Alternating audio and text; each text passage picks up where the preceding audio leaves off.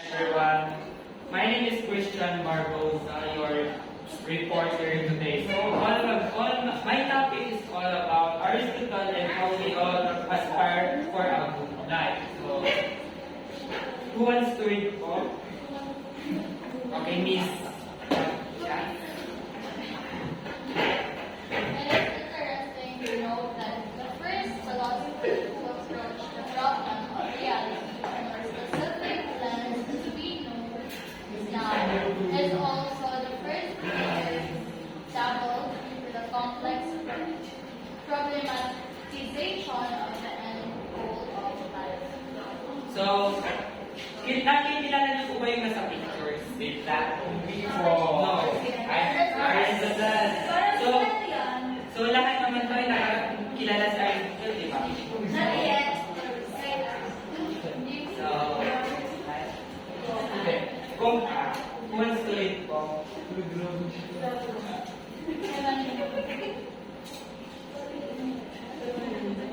Okay, Miss.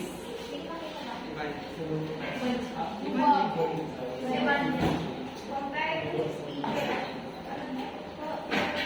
short, Aristotle embarked on a different approach, figuring out reality. In contrast, Plato, who when are not real and are only copies of the real in the world of art. Aristotle puts everything on the ground in claiming that his work is all there, his end, that his work is the only reality we can honor. So, thank you, Miss Evangeline. So, from theory of Plato, sa theory niya is, this world is all about copies. Lahat ng bagay na nandito sa mundo natin, sa world natin is copy, na hindi siya reality. But Aristotle defend that this world is reality. So, ganun po. Pinaglaban ni Aristotle na this world is hindi siya full of copy, hindi po siya totoo, kundi reality po siya. So, gets naman po. So, next slide. So, one story po is Rosario.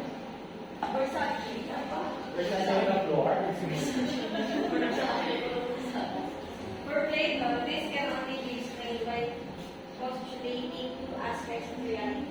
Two worlds, if you wish, the world of forms and the world of matter. The world of matter, things are changing and impermanent. In the world of forms, the entities are only copies of the ideal and the modus. So, this naman po. Nakikita nyo naman is two words if you wish. So sa two words na po yun is the word of matter and the word of form. So, sa word of matter, things are changing and impermanent. So, dito naman po sa forms, sa matter, hindi siya nag-stay, kundi papalit-palit po siya, hindi siya permanent. So, sa form naman po, sa word of form, only copies of ideal and model. Ibig sabihin, lahat po na nandito sa form is copies lang or hindi totoo.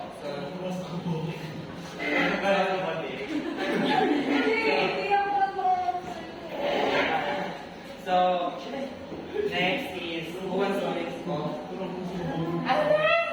Miss Marquez.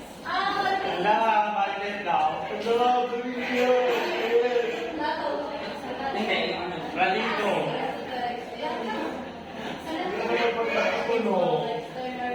Diyan na yung pagkakatulong na ako doon.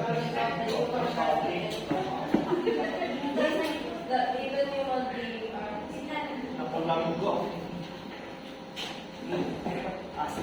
was fine. Potentially.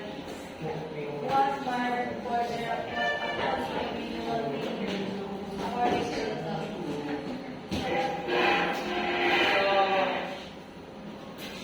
This example is when a girl tries to finish her degree in the university despite the initial failure she may have had, she definitely is being properly by a higher purpose to the two purpose than to just graduate. So, as a student, ano po yung goal natin? Magpapasa. Tapos, ano yung nararamdaman natin pag nakapagtapos tayo? Sarap! Masaya, di ba? Okay, enjoyment. Di ba masaya ko? Yes, enjoy. Ako ano, alam ko eh. Ba't ako mag-graduate? So, yun po. So, next. Who wants to read po? Ate! Mr. John Ray.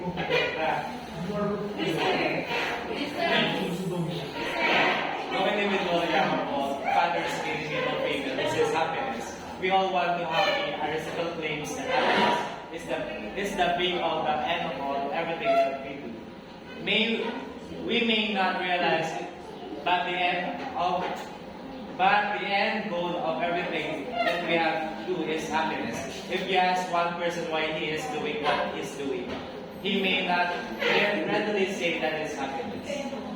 So, dito naman po, di ba lahat po nakakaramdam ng happiness? Mapabata, matanda, or lalaki, babae, lahat nakakaramdam tayo ng happiness, di ba? So, lahat tayo nakakaramdam naman ng enjoy, happiness. So, Yes, starts at life, happiness starts with So, we may not realize but the end of everything that we do is happiness. Hindi natin namamalayan na sa ginagawa natin, nagiging masaya tayo. So, yun po. Kunyari, for example, yung bagay mo is hindi pagtuturo. Kung baka gusto mo maging engineer, pero kinuha mo education, kinuha mo is teacher. Habang tumatagal, nini-enjoy mo na lang yung pagtuturo, parang ganun po. So, that's all it is. Nakakatamutan ko talaga ito.